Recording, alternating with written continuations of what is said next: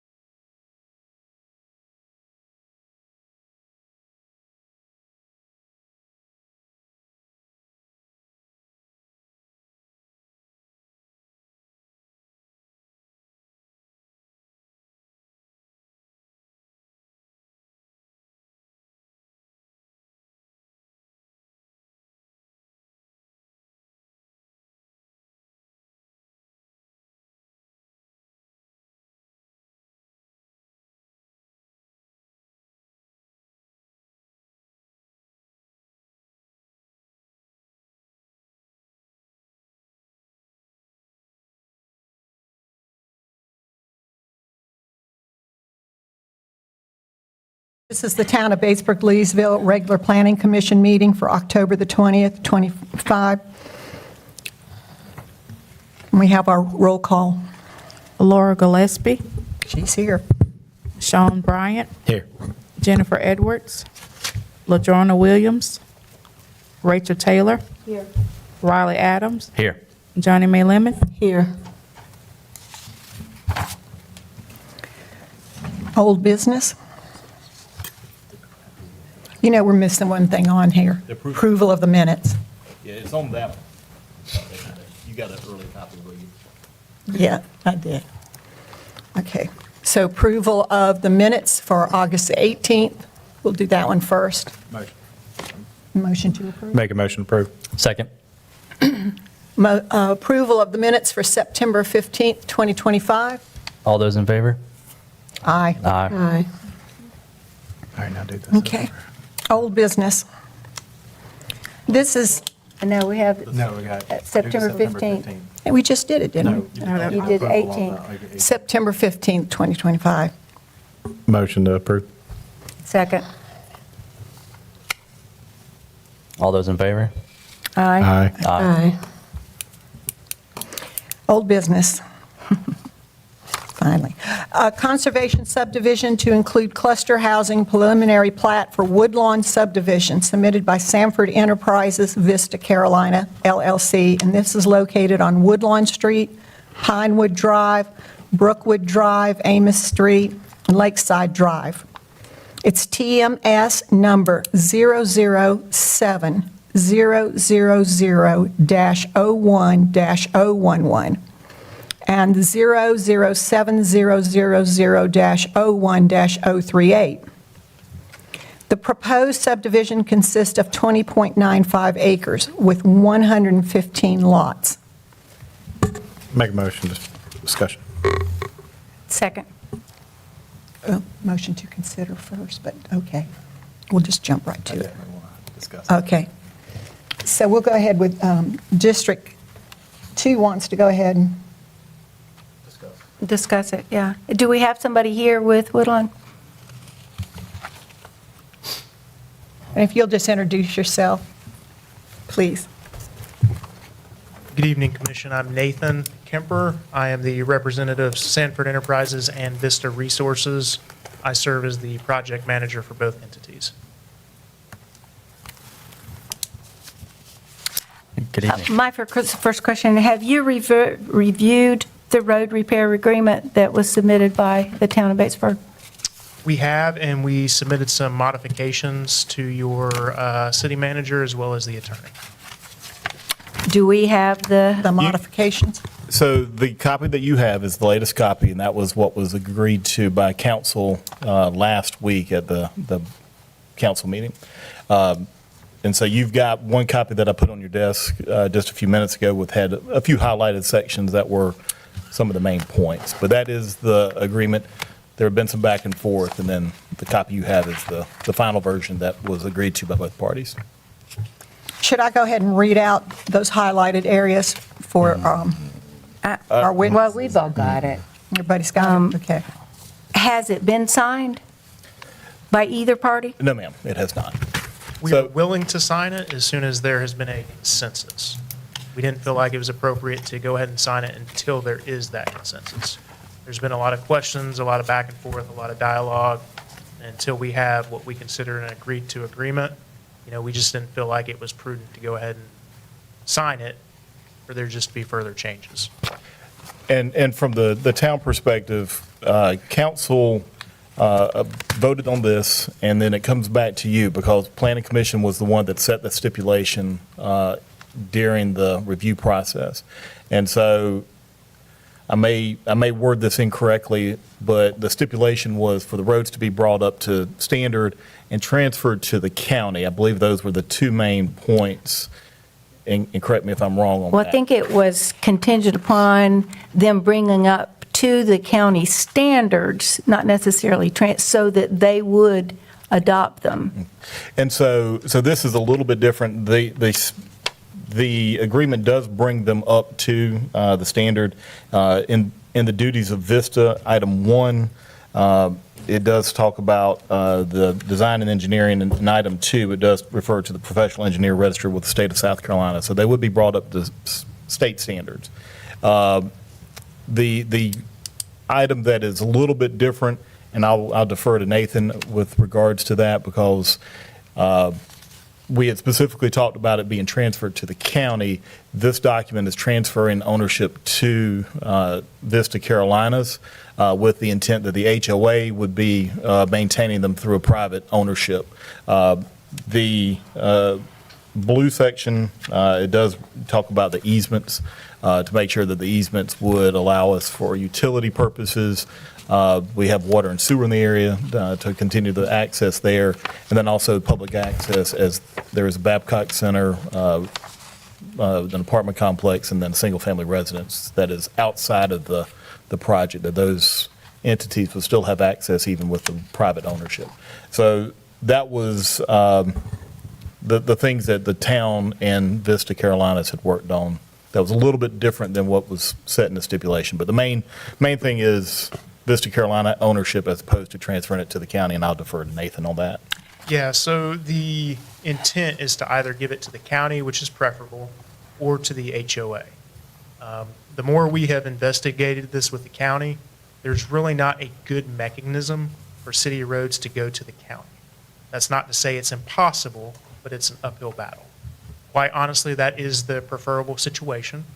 But we have done a lot of research. There are a number of neighborhoods throughout the state of South Carolina that the HOA does maintain the roads. The roads are owned by the community. We do believe the roads need to be brought up to a modern standard, and make sure that works for everybody. We believe this agreement demonstrates that intent. We did the math on what it is. I'm not going to disclose that fully yet, but we have done the math on the impact to the residents of the community, and it's negligible. It's a couple extra bucks over the course of a month of HOA dues. It's not something that's going to break the bank. The road's going to have to be resurfaced at some point. The HOA budget will factor that in. So it's something that's going to be disclosed to the buyers on the front end. Again, this is a very, very normal part of community development throughout the state. It may not be the ideal preferred outcome, but the more we do that research, the more we interact with the county staff, we're still going to pursue it, but, we want to at least have two options that we know works. We want to respect you guys' request in order to get these roads out of the city maintenance program, and we feel like this is the best possible agreement to satisfy all parties. So question for you, the Babcock Center that's down there, they're not going to be part of the HOA. How do you get them to pay their fair share? Honestly, this is kind of off the cuff, but as long as the roads are being maintained, I don't think it comes down to quote-unquote fair share. The HOA is going to budget for the roads, therefore the budget's there. It would be nice if they contributed, but history has shown that those types of agreements are very difficult to work out, and it's better for the HOA to just assume that very negligible cost rather than have a protracted back and forth about who's paying.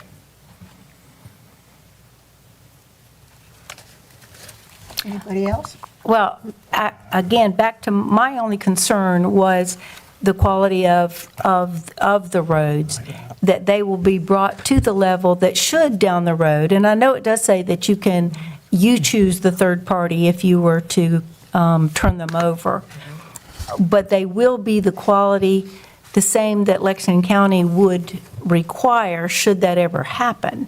Yes, as per this agreement, we will bring the roads to a modern standard. We have a number of subject matter experts that we have commissioned and that we will continue to commission to make that happen. Honestly, they're waiting for the go-ahead based on the results of this vote. Those consultants are very, very expensive, and it just didn't seem like a prudent step for us to continue in that design until we all have something concrete. Once we have those results, they will be shared with the city staff. That way they can see them and make sure that everybody's in agreement. But they are professionally licensed, state licensed, reputable engineering firms. Okay. And I will point out this, doing infrastructure is something I've done a lot of. I have a lot of relationships with people in the industry.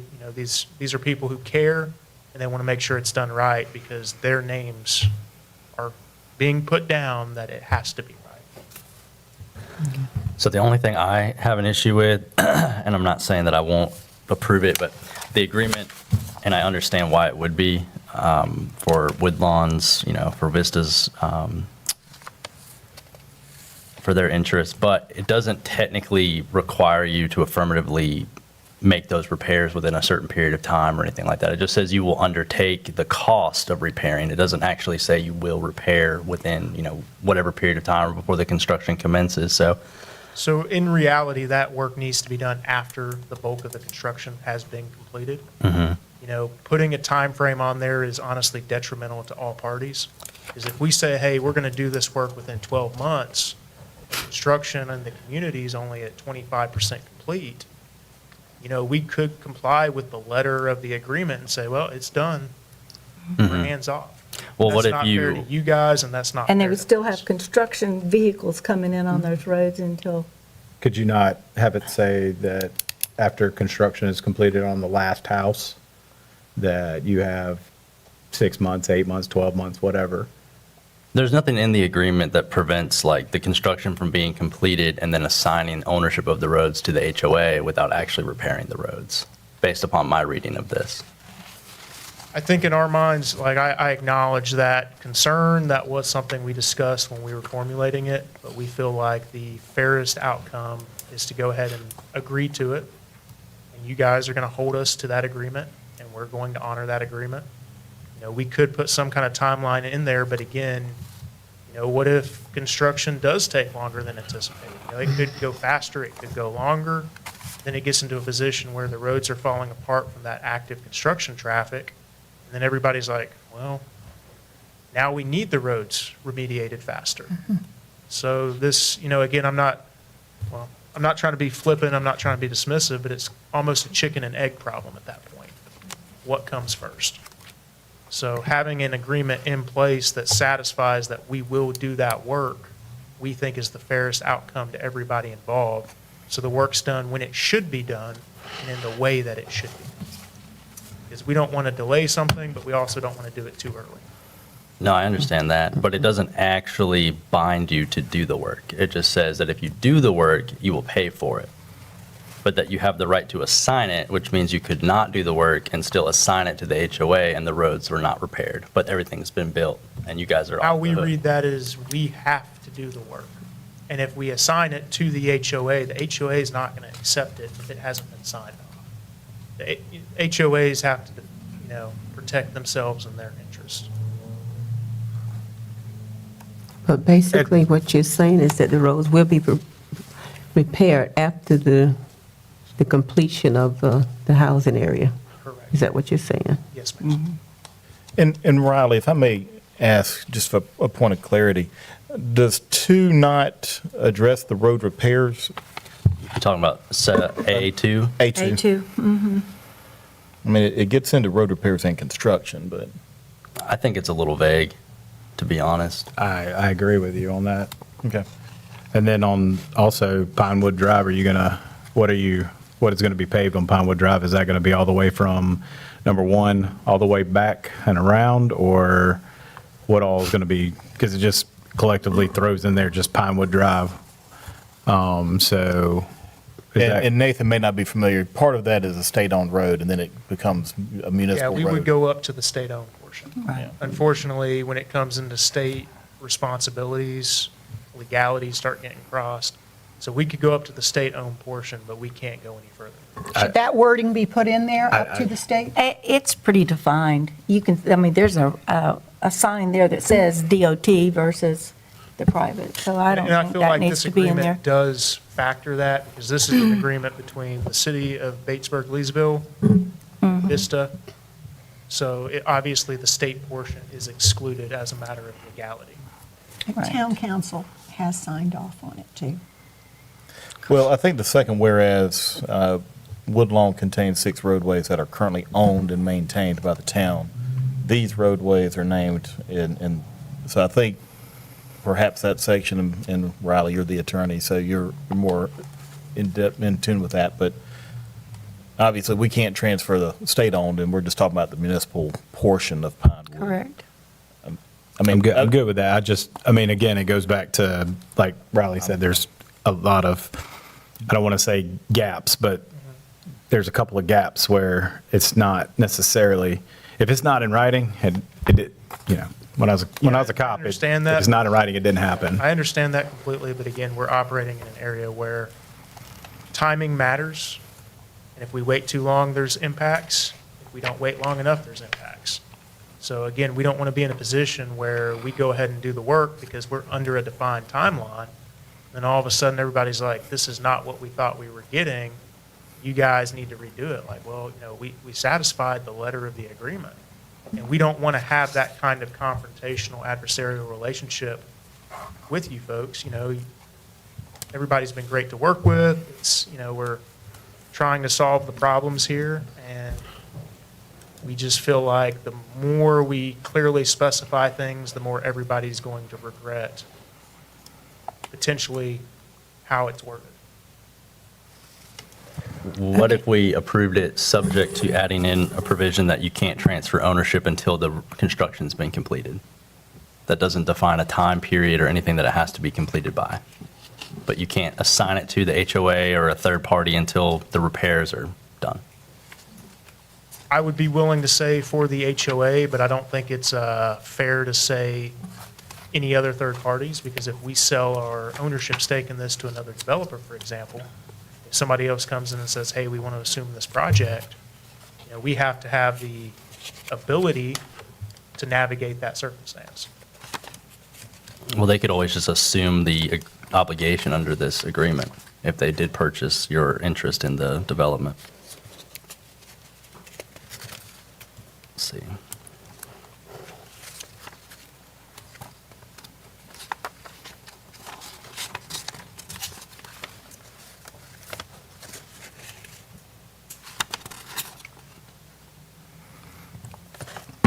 Yeah, I don't know. And this is I a don't- complicated scenario. You know, it's not something that's usually done. You know, we're trying to navigate the paths between all parties to have the best possible outcome. So I definitely understand your concerns, Commissioner. You know, our goal is to make this as simple for everybody long-term as possible. And you understand our standpoint, we're trying to protect not just the residents over there, but the town, the residents, I mean, y'all, Absolutely. everybody. So, I mean, that's, All right. I want to make sure everybody has asked all the questions that you have, or, all right, do we want to have a motion to accept this agreement on the road repair agreement? Do we enter today's date, or do we enter it when they sign with you? Well, I think what, are we just making Yeah, a I don't motion think we're to worried say about that the date. If y'all are willing to accept this agreement that council has approved to meet the stipulation set forth several months ago, I think that is meeting the intent of, That's right, that we are stipulating that the contingency we placed it on hold, that this satisfies that, and therefore it can move forward. correct. Isn't that? So how would you like me to word the motion? Well, I won't be making the motion, but Well, I think Rachel, I think she worded that well. I'm not a wordsmith by any means. I do think that we'll accept hers then. we accept it, that it does meet the contingency that we placed on the project, and then that was at the preliminary plat stage, wasn't it? And that if we accept, then since it satisfies our contingency, then that's our vote, whether it does or does not. So your motion Correct? is that? Is that your that- motion then? Yes. That this agreement meets the requirements and contingencies that we put on it? Great move. Okay. So, Motion. You got that? motion to accept. I guess my question, and I don't want Okay. to step in too much here, but does that satisfy the town's requirements for us to proceed with engineering and design based on that wording? If they agree to this with the motion that was just set forth, council has voted, so then it would pick up again with the planning commission to move forward at that point. It would go back to whatever point y'all had put the pause on it. Was that the preliminary plat? Is that what you were just saying, Rachel? I'm sure it was at the preliminary plat stage. And So it would resume at that point. then it goes to be signed by y'all and the town. Okay. Planning commission doesn't sign it. Yes. And at that point, you know, the next step from town council would be an ordinance that would require 2 readings and a public hearing to transfer ownership, but that would be down the line a little bit, so. So this satisfies the ability for us to move into design? Correct. Once we vote. If an affirmative vote, yes. If they take the stipulations off, yes. All right. So we're good with the motion that I made? Okay, So we or need do a you second on the A motion. second.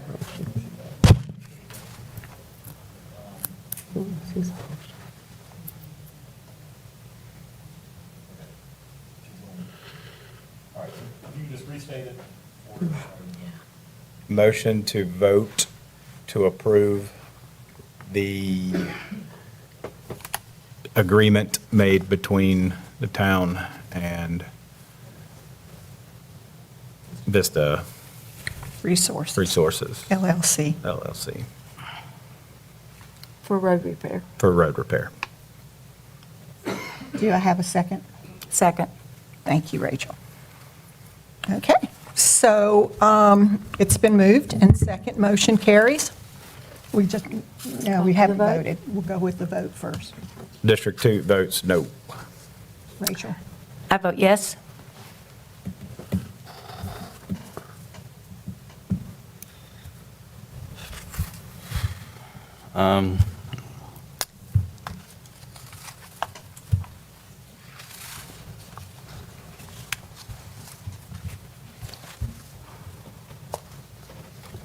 Six votes yes. I vote yes. One votes yes.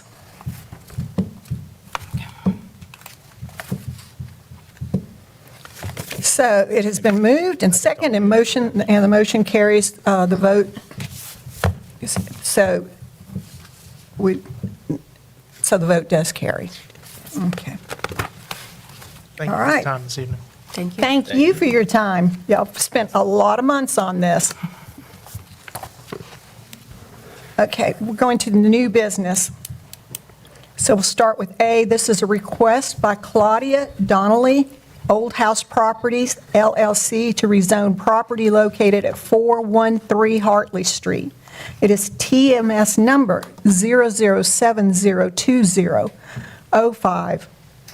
004 consisting of .37 acres, requesting the property be rezoned from C1 General Commercial to R3 Multifamily Residential. Do a motion to place this request for consideration. Motion. Do I have a second? I second the motion. Riley seconds it, okay.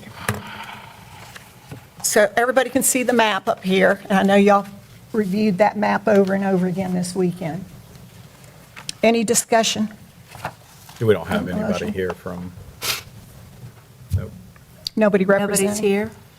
So we do have a motion to discuss it, though. I make a motion that we discuss. Second. Thank you. Okay. All right.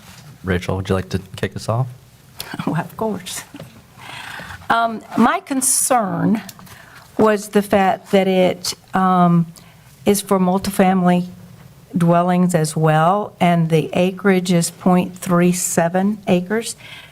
First of all, for those that, the property now is zoned C1.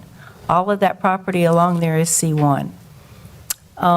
The only property close to it is across the street, and it's about 3 acres that has a zoning of R3, which is what she's asking for, because it's to be used as a residence.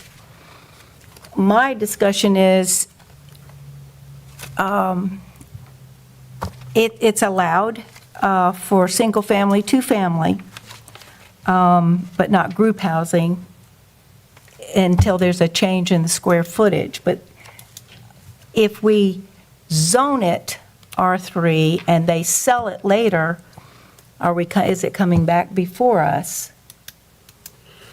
I know the intent of the buyer is a single-family residence. But once we've rezoned it and something happens and they sell it, then it's rezoned as R3, and it would allow that other designation, correct? Yeah, once we rezone it, we can't just pull it right back. Yeah. So I agree with you there. If they're planning on using it, I would like to see a zoning request for a different district. And if I may, the reason the applicant requested R3 is there is no R1 or R2 contiguous. R3 was the only option, and it does allow for single-family residential. On the map on the screen, all of that orange is R3, and I don't know why all of that is zoned multifamily, but that is the zoning designations in that area. So that was the reason for the request. It is an older home. The reason it was grandfathered as residential, but it sat vacant for so long, it is now deemed commercial, and for her to restore it to residential, it needs to be rezoned back to a residential. And everything from Perry Street to Fair Avenue on that side of the street is zoned C1. Everything And is I zone don't, C1. I don't understand why when it is all residential. And again, referring back to the map on the screen, all of the red is commercial C1. Yes, there is a lot of residential in that area that's zoned commercial. I assume that goes back to some planning commission actions way before my time. Again, it was a wide paintbrush of R3 and C1 in that area. That doesn't quite make sense, but that's neither here nor there. How we got here is not the point. But just to provide clarity, that was the request. Again, one of the questions have been raised about the acreage. I believe it's .37. 0.37. The minimum acreage or square footage is 6,000 square foot lot for R3 for one housing unit, so it does meet the minimum requirement. It does not meet the minimum requirement for group housing, so that doesn't mean they couldn't turn it into a duplex. They certainly could, but again, from staff's opinion, it met the minimum qualifications to be brought to you for that rezoning request. Again, we're not saying preference, we're just bringing it to you that it does meet the requirement to be considered. And it's not close enough to the historic district to come under any of that. I would think not. Several blocks from any of the historic buildings. So, Who's the applicant again? Donnelly? Okay. But it's she's got an LLC that it's actually in. Yeah, I'm curious why, if she's planning on living there, she's got it transferred into An LLC. Old House Investments LLC, if she's just, if she's going to live there, if she was going to flip it or something, rehab it and then flip it, that makes more sense, but, that's what my question was. I think she's probably going to turn it into a duplex. Yeah. Well, I wish she was here to answer some of those questions that we Well, we could have. delay, you can delay this. We could delay this. Yeah. If y'all, we've done this before. I'd say vote on it. Is that your motion? I have one more question about this. So studying other communities that have some historic properties, you think about the charm of the town and everything else, and you look at that, and I would say that's probably what, Rachel, you figure 1910, 1920s in there, that house? Probably. It's a southern vernacular, definitely. So do we take that into consideration, or? Well, it would Anything certainly in be our an ordinances. enhancement to that area for it to be rehabbed. That's something that I also feel like we need to consider. Some communities are doing exceptions for things like this. I think Beaufort's one that's doing it. There was another community in South Carolina, but it's not in our ordinances. I couldn't find anything in our ordinances that allow for that. Right.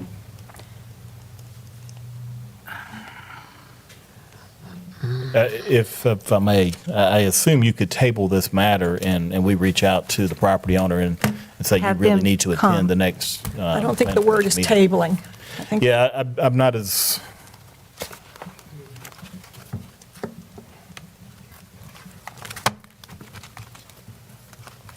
Give me one moment, I'll get the right word. Motion to postpone indefinitely?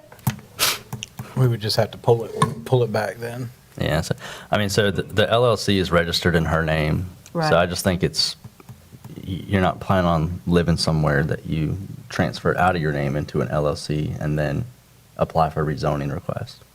To me, that's a business move. So I would like to see it renovated, but I think it's probably going to end up being A flip. like an apartment complex or something, a duplex. I wouldn't have an issue. Well, without her being here, it's, Yeah. I just think we should A lot of those send it historic back and homes, let her come back, yeah. a lot of those homes were turned into duplexes temporarily, like during World War I, World War II. Well, I do think this is an area that we need to look at when we're talking about rezoning as well, of why this section, which is all residential, I don't ever see it within our lifetime of being commercial on that part of the street.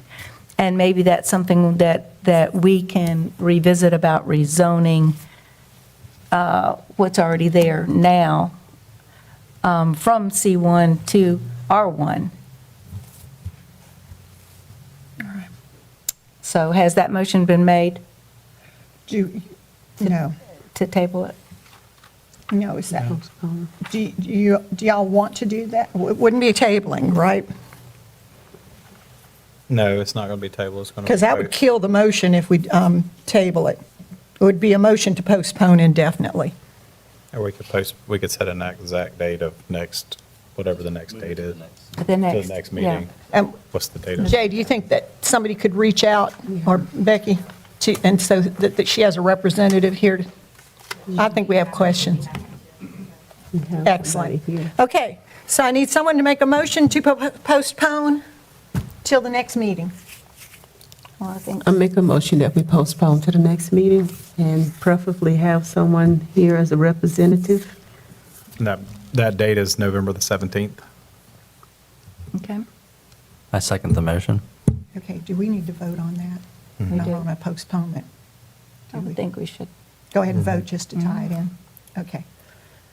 District 2 votes yes to postpone. Yes. 6 votes yes. Yes. And 1 votes yes. The motion carries to postpone until the next meeting of the planning board. All right? So we got that. Request, let's go to B. That's a request from Batesburg-Leesville Investors, LLC, for an annexation of parcels located on Line Street, Lexington County, TMS number 005-900-08005. It's in, and then Saluda County is TMS number 183- wait, yeah, that's right. The next one's in like Saluda County. TMS number 1830901 and 003. And then the next one is TMS number 1830901 004. The petition requests that the property have a zoning of R1, single-family residential. Do I have a motion to place this request for consideration? Motion. Second. Thank you. Do I have a motion to open this request for discussion? Motion. Somebody needs to second it. Thank you. All right. Ms. Lemon, do you have any discussion on that? No, I'm not really familiar with the area, so I'm not sure. Do we have anyone here on behalf of this request? No. No, we do not. We may not have communicated that to the property owner. They have come and met with us before, and as laid out in the packet, the vast majority of these properties already lie within the town limits, and this is to bring the rest of those parcels into the town limits. And the acreage, the total is 51.3 acres, but the portion to be annexed is roughly 20 acres. So 31 acres already lies within the town. The portion that is already in town is already zoned R1. So this would be. And pretty much everything around there is R1. Correct. So So if- this would be the same zoning that the rest of that parcel is. So the Lexington County one is 19.5. The Saluda County, there are 2 of them. One is 0.05 acres, and the other one is 0.5 acres, more or less. The majority of all 3 parcels are already located within town limits. The total acreage of 3 parcels is 51.3 acres. But the bulk of that's already being in. 31 Yeah. acres is already in town. Right, that is Right. already. So we are just annexing that smaller, approximately 20 acres, the remainder of that has not been annexed. Any more discussion? Make a motion To vote? to approve the annexation for the property as an R1 single-family residential. May I have a second on that, please? I'll second. Okay, motion to vote. District 2 votes yes. Member at large votes yes. Mr. Adams?